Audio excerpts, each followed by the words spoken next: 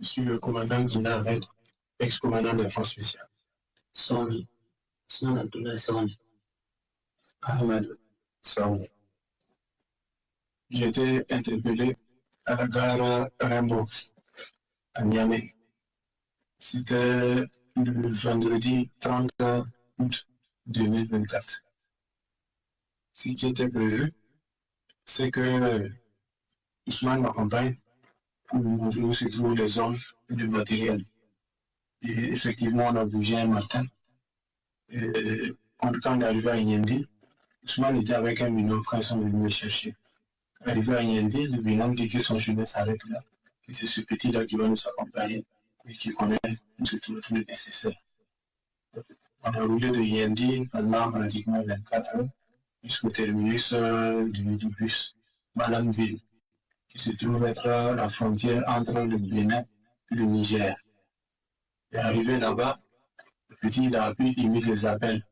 Il dit qu'on doit continuer. J'ai eu des doutes, mais bon, il n'y a pas de souci. Donc, dès qu'on a quitté Malamville, on a franchi le fleuve. On a pris un cas Nisa Transport. Et dès le premier arrêt, il y a eu des difficultés. J'ai réussi à gérer. Et c'est ainsi que les choses se sont déroulées jusqu'on arrive à l'entrée de Niamey, où les deux ont été interpellés par la police pour des comment ils disent ça, pour des contrôles approfondis. Et que s'ils n'ont rien contre eux, ils vont les relâcher avec le prochain calme.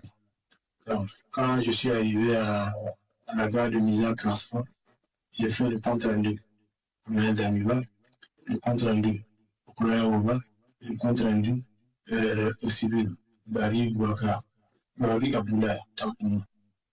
Donc, quand j'ai fait le compte rendu, ils ont dit, OK, tu t'attends un peu, avec le dernier cas, ils vont les relâcher, ils vont venir. J'ai tenu jusqu'au dernier cas, c'était LAS.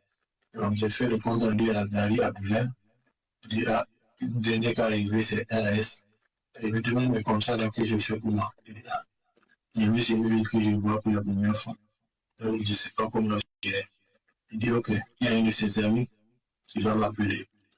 Effectivement, il y a un de ses amis qui m'a appelé, un certain Serge Mathurin, qui est venu me chercher à la gare et qui m'a amené dans une auberge. Barry Abdoulaye, c'est un journaliste. Normalement, les hommes, c'est initialement lui, Ousmane, qui devait me montrer où se trouve l'armement et les hommes et tout le nécessaire. Mais arrivé à Yendi, son binôme m'a fait comprendre que c'est lui qui sait où se trouve l'armement, les hommes et tout le nécessaire. Pour ce projet, nous avons fait appel à des mercenaires à travers Barry Abdoulaye. Ce sont des Centrafricains. Et moi, j'ai demandé le volume d'une compagnie, notamment 150 personnes, toutes dotées de AK-47.